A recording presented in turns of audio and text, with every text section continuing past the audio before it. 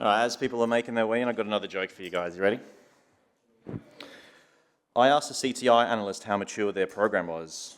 They said, level 3. I said, out of how many? There was a long pause. We're not sure yet. Actually, I might tackle that question during this presentation. We're uncertain. All right, so let's kick things off then. Excellent. So we're running a little bit behind, but it's not really a security conference if you're not running at least a little bit behind, right? Right, so next up we have Chris Horsley and Prescott Pym from Cosive. I won't go through and read the whole bio, but we have Chris here as a CTO and co-founder of Cosive, a CTI and SecOps consultancy, and a frequent speaker and trainer on threat intelligence sharing and MISP. I've actually attended your training in the past, so thank you. And also we have Prescott, a principal consultant at Cosive with 25 plus years experience in cyber operations. And they're going to be talking on leveling up your CTI program with CTI security maturity models. CMM. Anyway, can we have a warm round of applause for Chris and Prescott, please. Thank you. All right, thanks, Lucas. And we're trying to fit in with the theme here, getting some feedback. Fit in the theme here and leveling up with the Game On conference theme. So hopefully the clicker works. There we go.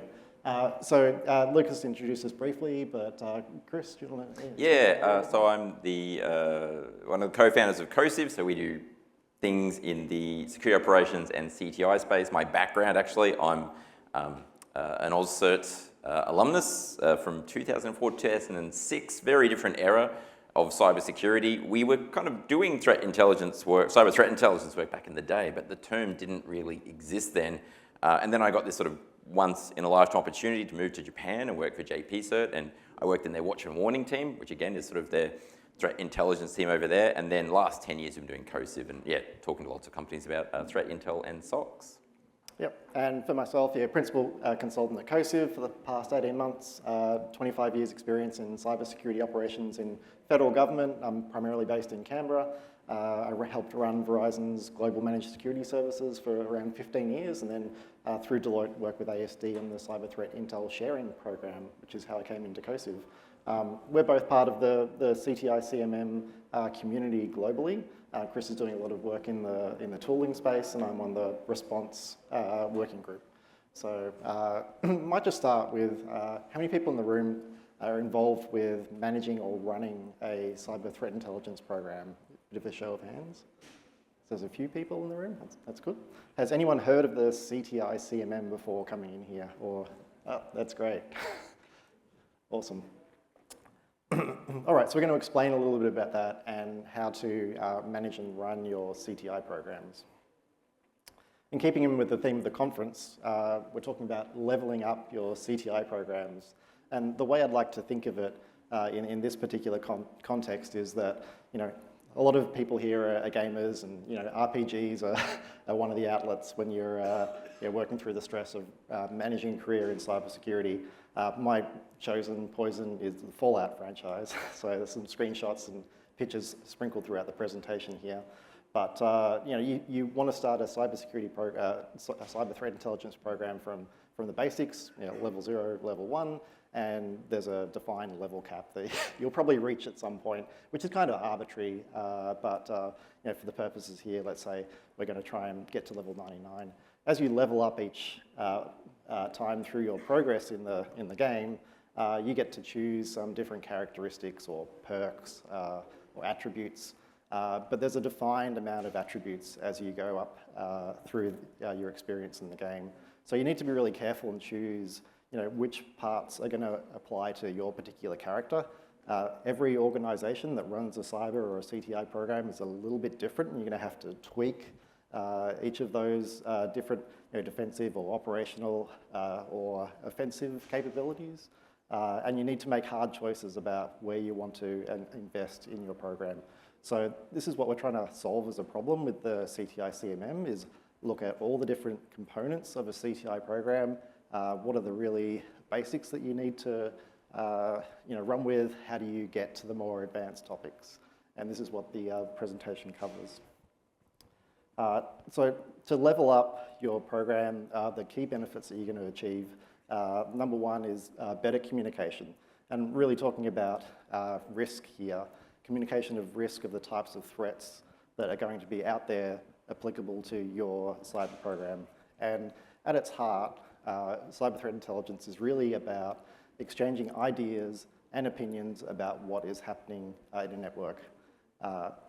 You can use things like the Admiralty scale to determine how effective a source is, are they reliable, is the information have credibility, and these sort of things are really important in being able to make decisions about your the threats and how you want to invest in your programs. A more effective CTI program helps with proactive defense. An example of that is implementing threat hunting programs in the organization. So if, for instance, it has released an advisory, we want to go ahead and monitor the behaviors and the techniques and procedures that a threat group might want to undertake.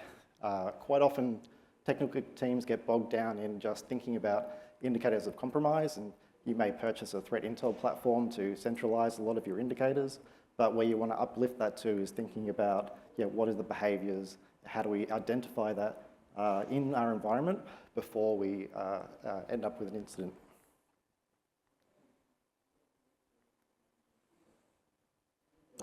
Try again. And then uplifting the overall cybersecurity program, not just your CTI program, through operational learnings. So, a good example is, and I think Alex Tilley will talk about it a little bit later today, is about weaknesses in staff onboardings that allow, attackers to infiltrate your non-cyber programs as well. So how do we identify these types of behaviors and uplift the entire organization, not just the IT programs? The final area we really want to focus on about uplifting CTI programs is enable better decision making within the organisation based on risk management fundamentals. So CTI can often really focus at the tactical or technical layer of indicators and what are the threats, but being able to float up threat landscape and enable the executives in an organisation to really understand what's going on so they can direct funding to appropriate programs like identity management, like Jess talked about in the last presentation. These are the areas that CTI programs should be influencing all the way up to the board level. Some of you may have heard about the traditional threat intel lifecycle. I'm not going to go through this in a great amount of detail, but what I want to talk to you about today is just that what's the reality of running a threat intel program as it relates to the traditional intel cycle. What we tend to see when we go out and consult with organizations is that the planning and direction usually it doesn't happen in a really strategic or structured way. It's usually, hey, we need a threat intelligence platform. Let's implement this latest capability because that will solve our threat intel needs. From there, people scramble to sort of implement feeds and say, okay, well, I've got to populate this thing. Where am I going to get some information?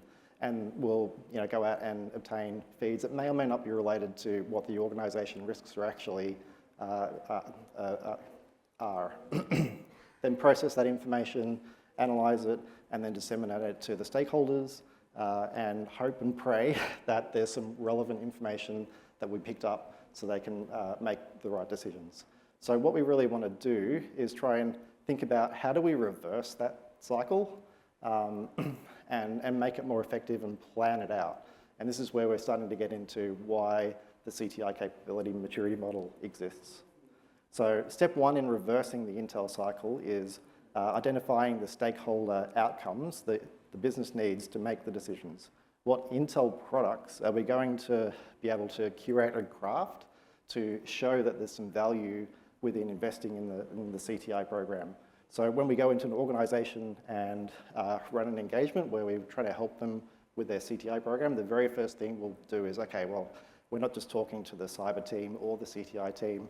We want to talk to the infrastructure team, the HR team, the procurement teams to find out how can cyber threat intelligence help impact the work that they're going to do. So we see this as really the first step how do you distribute this information, and how is it going to be used to make decisions across the organisation. The second step that we typically do is help an organisation define their priority intel requirements. Does anyone know what priority intel requirements are? Got a few people in the room here. So it's kind of like setting the goals and objectives for a CTI program that directly maps to the risks that the organisation are seeing. So what are the types of threats that we actually care about for our industry sector? Do we have enough resources within the team to be able to focus and execute on gathering information, collecting it, and then producing threat intelligence? But fundamentally, it's what are the questions that we need to answer by looking for information? What is the hypothesis that we're trying to answer?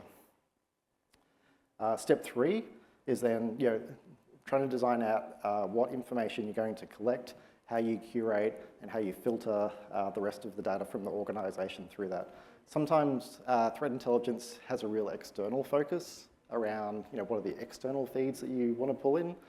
You also need to think about what are the internal sources of intel, whether that's through incident response or HR systems. How do you collect that information and have that available and accessible to CTI teams and the SOCs?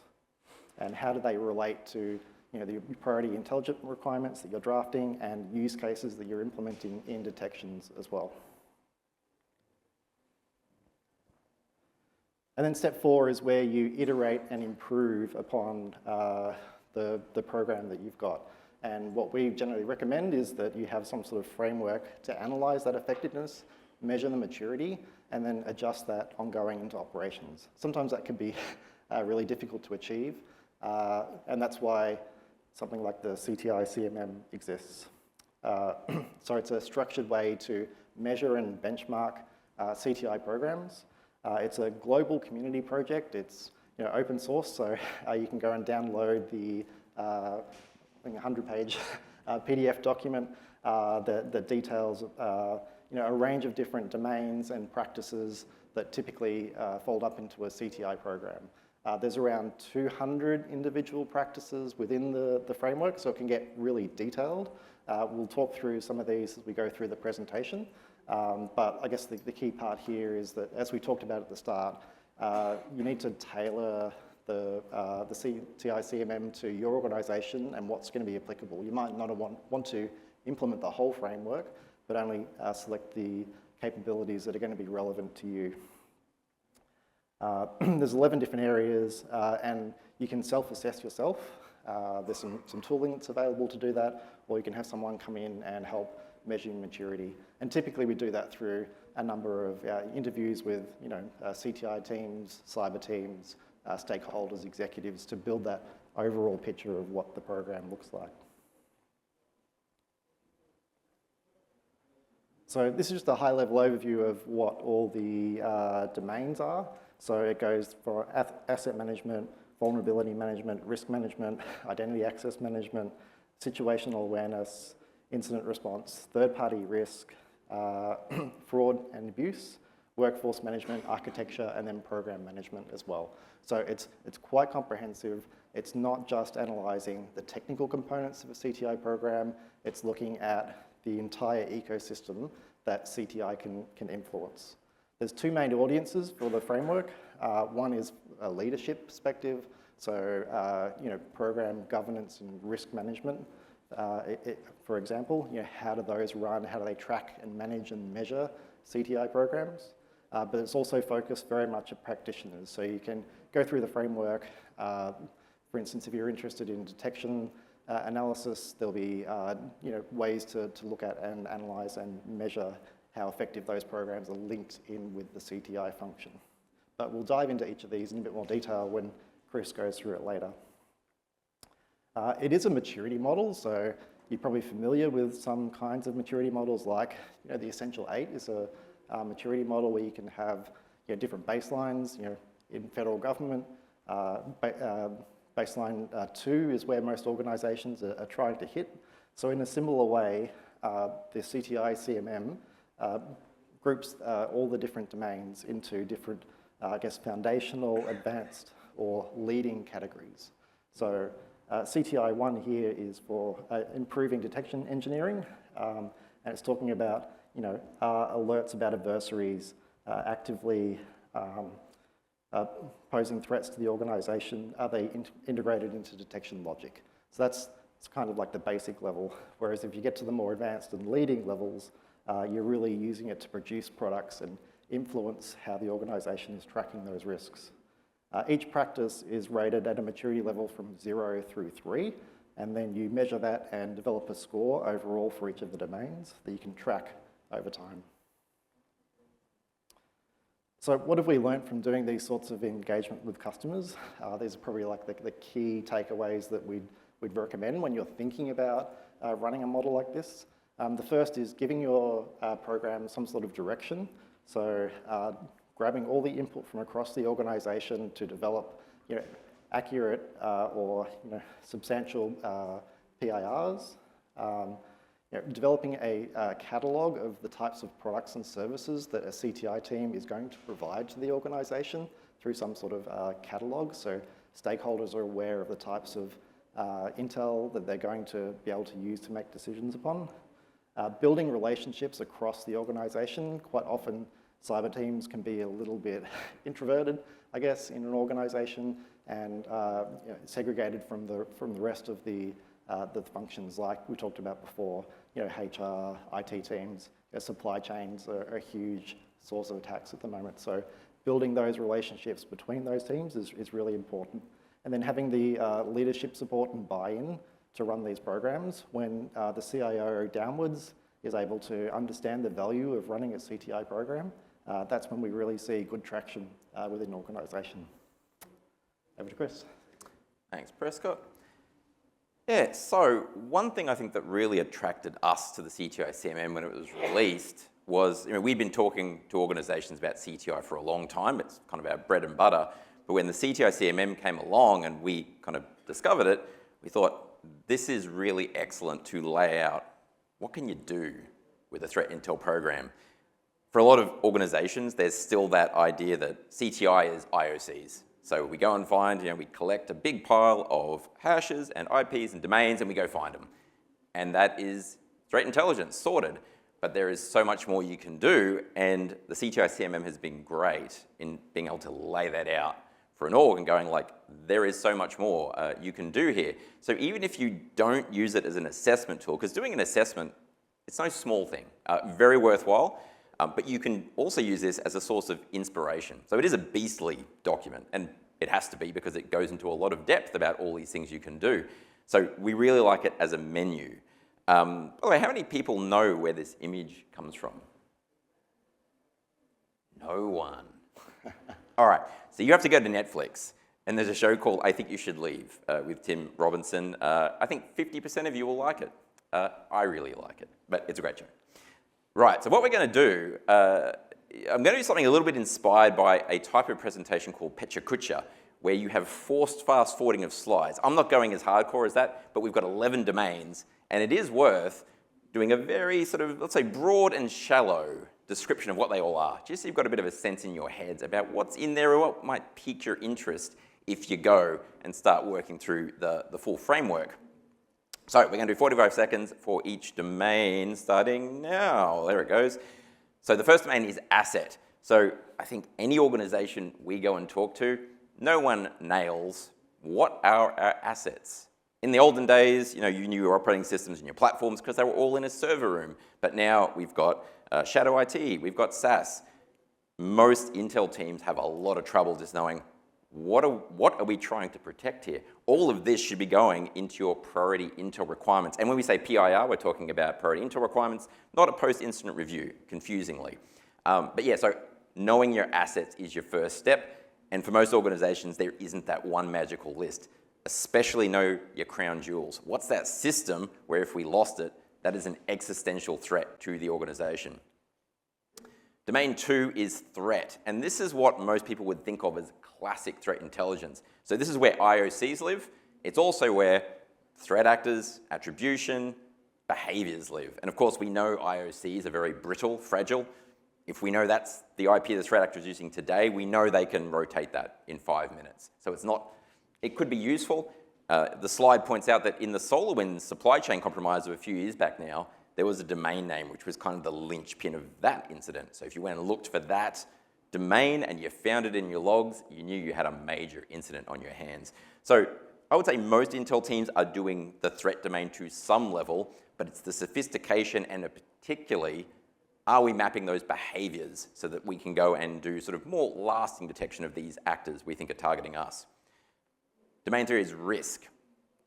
So risk teams are often a bit of a cousin of cybersecurity. In some orgs, they're like right side by side or even under the chief risk officer. In other organizations, they are different teams with different cultures, and sometimes they don't talk very much.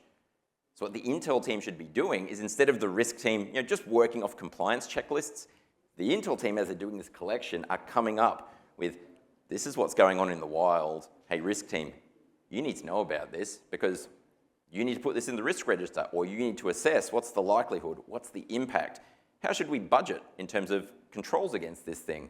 So this is the Intel team having the radar, looking over the horizon. This is what's coming for us. Hey, risk team, you need to know about this. Domain 4 is access. This has a couple of different ideas inside. So number one is identity. So we want to work out how our identity is compromised in our org. And in the olden days, we just cared about password brute forcing. These days, we're talking about things like social engineering and shiny hunters who are staying on the phone for an hour impersonating an executive to assume their identity. So the Intel team, once again, is learning what's happening in these other incidents, coming back to the identity team and saying, or the help desk and saying, this is what they're doing, you need to build some procedures here so that on the day they come calling us, we have effective countermeasures to be able to actually properly identify the person on the other end of the phone. The other part Intel teams will do here, breach notifications. Looking at underground forums, are any of our identities caught up in there? Domain 5, situation. So this is really situational awareness, and I break it into two main categories, although there's more. Number one is threat landscape. So instead of like the day-to-day combat of like a thing happened there and a thing happened there, this is like your 3 monthly threat landscape that you're delivering to the other teams. Now we're looking for themes. And if we were going to pick a theme today, I would say supply chain attacks in plug-in ecosystems, in open source libraries. No shout out, Paul. Because it is, to my opinion, the number one thing we are really not handling well at the moment. So this would go in our threat landscape report. The other part of situational awareness would be geopolitics. If you have systems in AWS in the Middle East, particularly in Bahrain or UAE, they've been hit with missiles and drones. If you knew the Iran war was starting, they started to do that, you'd be getting your data out of there quick, smart. And this is what your Intel team should be doing. Domain 6, response. So this is where, as Prescott mentioned, sometimes I think we go, okay, we're going to have an Intel program, we're going to spend all the money on all the feeds from all the smart Intel people outside of our company. Your organization has really good sources of internal intel, and it's your incidents and your near misses. So when an incident happens or a near miss, we've done a report, a post-incident review, and we've got some lessons we learned. You don't want to just stick that way in a SharePoint folder. You need to take the lessons and give it to the technology teams and say, this is what almost happened or did happen, you need to be taking action. So that's an Intel product as well. Our Intel cycle and our incident response cycle need to coordinate together, and we're always banging on about that as well. Domain 7 is third parties. So most organizations now, incredibly complex. We can't even properly enumerate all of the supply chains and partners and where does all of our software come from and our hardware and our OT devices. But the Intel team has to at least have a go at understanding this because we need to monitor what's happening in all of those suppliers as well. Classic case here was sales drift, and I don't know how many in the room were caught up in this fun. Sales drift as an organization got compromised. There were all these tokens that were authenticating into all of these enterprise Salesforce instances. So the attackers got access to all these Salesforce instances. The companies themselves, they might have secured their own instances fine. It was this third party. And so the Intel team had to be on this and know that's a part of our supply chain. I think a lot of organizations were surprised to learn some of their salespeople were using sales drift. Domain 8 is fraud. Now, it's worth noting that when you go through a CTI-CMM assessment, you don't have to do all the domains. And maybe for you, fraud isn't a big deal. But for a bank, Huge deal. So your classics here would be point of sale devices. What's the state of the art of credit card skimmers? How would we know if a credit card skimmer had affected us this time around? The other big one would be when people compromise creds for our customers and they're coming into our banking channel, what are the behaviors? Are they going to run a little test transaction? Are they going to send it to a particular bank account to see if the account is active and live? Is there a fingerprint for the way they're going to come and probe that customer's account? This is the Intel team, again, learning from other incidents, giving that to our fraud team. This is fraud intelligence. Number 9, workforce. Very relevant of late. So the classics were security awareness. As we learned from another incident, hey, let's tell our staff, this thing happened over here to these people. Let's make sure it doesn't happen here, and we need all of you to cooperate. That's security awareness. Number 2, insider threat. And this might be an employee who's now seeking a bit of revenge for a company. There was actually one, I think, just read about it last week, where they wiped some databases on their way out in a most inelegant manner. I don't know how they thought they were going to get away with that, but that would be your insider threat. Of course, the most interesting one of recent years has been when I'm doing a remote interview with somebody, they say they're from Japan or South Korea, are they actually from North Korea? And there are estimates that most Fortune 500 companies now have a North Korean employee somewhere or other. What are the telltale signs that we need to pick up in interviews? Our Intel team should be telling our hiring committees about this. Domain 10, architecture. So we don't want to be running incidents. We want to be baking in these lessons from Intel into our designs. So we need to go and talk to our architects. And when we talk to our architects, we always talk about security needs to be early in the cycle of this, rather than coming in at the tail end of the huge one-year implementation and saying, like, you got it all wrong, go back and try it again. So this is, oh, I didn't start my timer properly, re-click. So yeah, we don't want to come at the end, we want them to start it. The other big one for what we would call as architecture domain is threat modeling. So maybe we had a system that's been around 10 years, but we learn about new threats. When we've learned about this threat, let's do threat intelligence informed threat modeling and going, how resistant would our system be if the same attackers came and knocked on our door? Have we got enough containment? Have we got enough controls in this system? So we should absolutely inform the design of our systems to make them more resilient. And the final domain is our CTI program, our cyber program. This kind of wraps up the whole of threat intelligence, because the threat intelligence and the propeller head sitting in the corner with their tip is not an effective threat intelligence program. What we want is for this to be aligned against the overarching cybersecurity program. We want our leaders, our cybersecurity leaders, and also executives across the company rather, to be supporting the program, to understand what it does, and to understand how to get value out of this thing. And that's a theme we get a lot when we go talk to people. How do I show value out of my my threat intelligence program? We often do that with things like KPIs. And metrics, as we all know, are a very double-edged sword. So much so that it's probably worth a quick call out. So a lot of you might know this quote from Charlie Munger, show me the incentive, I'll show you the outcome. The classic case here that all of you might know, and I've heard this being questioned as to whether it's an actual real story or not, but so the story goes, you might know about the story about the cobras. So this was the British colonial government in India. They saw a problem with cobras, maybe attacking people, and they said, well, we'll do a bounty of £5 for every dead cobra. And you might know what happened next. People started breeding cobras. So rather than reducing the problem of cobra safety, they exacerbated the problem instead. So they picked the wrong incentive structure here. So we often see this in CTI programs as well. It's very easy to count things. And the worst metric, the worst KPI I always like to quote is, how many IoCs can we jam in this tip? And if we see line go up, that means more threat intelligence happen.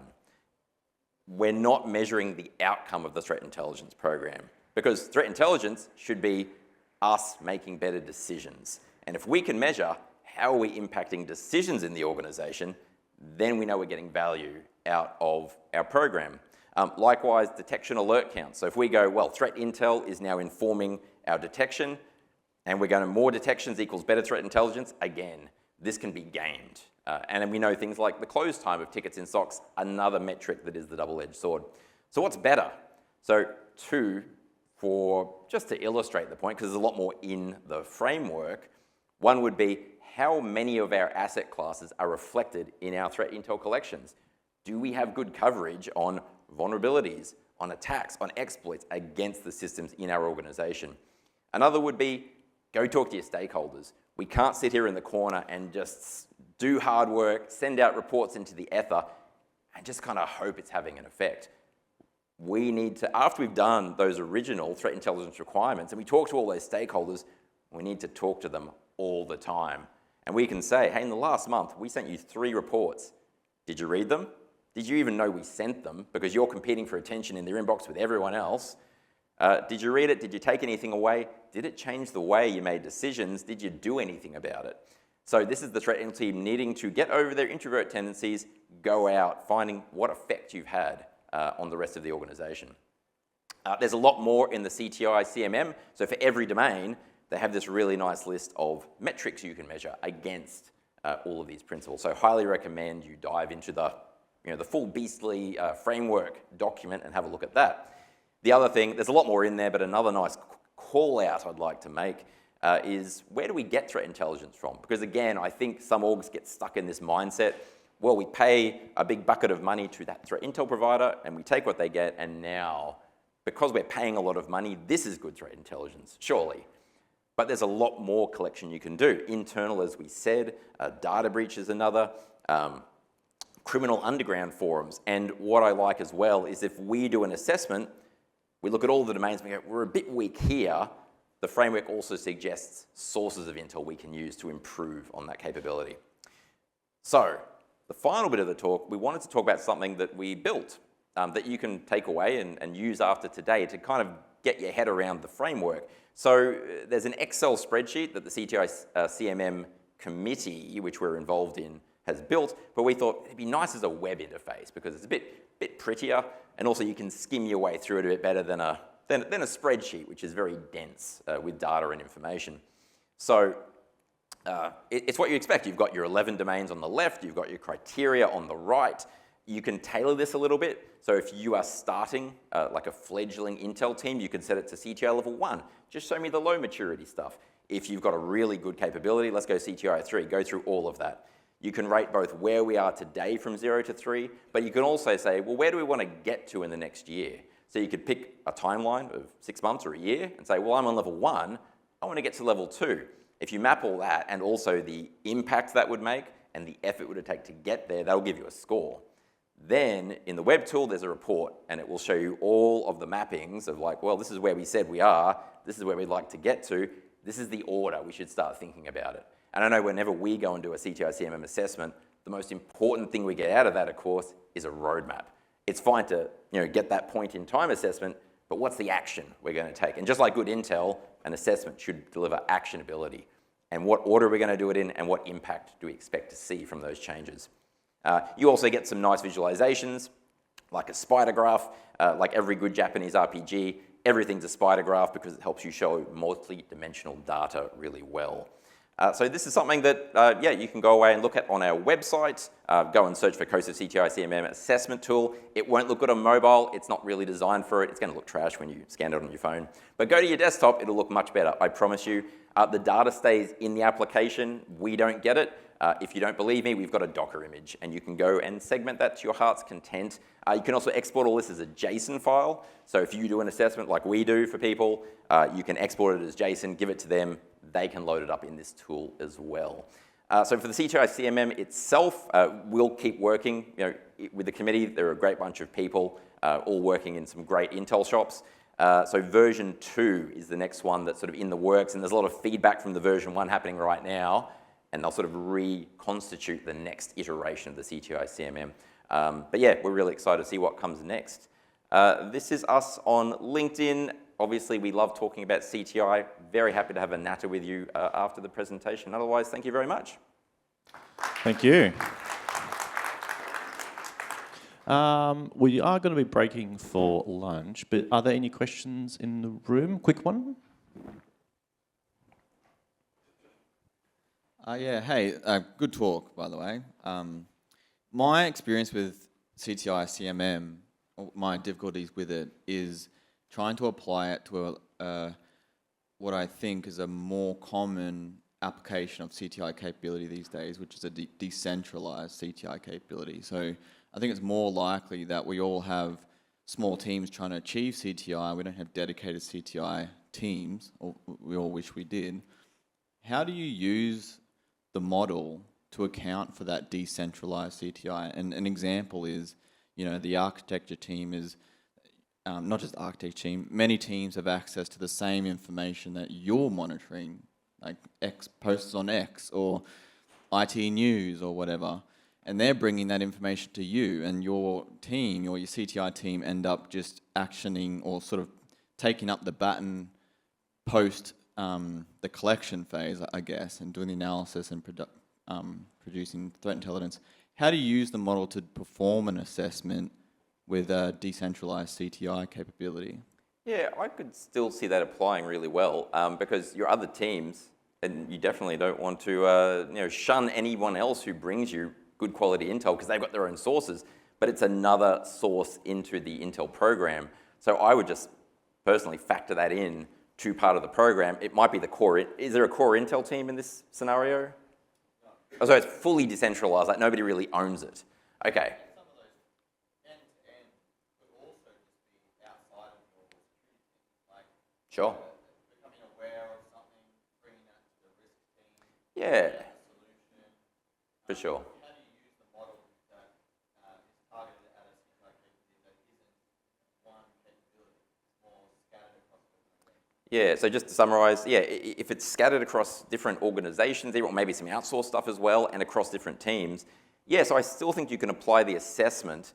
There's certain parts of the capability, though, that if no one kind of owns it, if it's mostly URL sharing and not a lot of, say, analysis or Intel product development in a formal way, that would be a relatively low maturity for the organization. And that's often where it starts, though. Very often we go into an org and there's someone in the SOC who has 100 browser tabs open, and they're the ones always firing the links and going like, hey, we need to really pay attention to this. And that ad hoc sharing is often the birth of the Intel program. But it's really scattergun, and it relies on often that one star player who just has that bowerbird mindset, I think. But then how do we make it a bit more formal, and we're measuring collection and we're developing products. So so in that, this is kind of like a bit of a group effort, but there's no focus exactly. I think that still fits into the model okay. Cool, thank you. Thanks for the question. We are unfortunately out of time. Are you guys around the rest of the week? Indeed. Where can they find you? We'll be floating around. We'll hang around here for a bit if you want to have a chat, and otherwise, we'll be roaming the halls. Excellent. So if there are any questions, feel free to come up to Chris and Prescott. Thanks very much, everyone. Excellent. Thanks, everyone.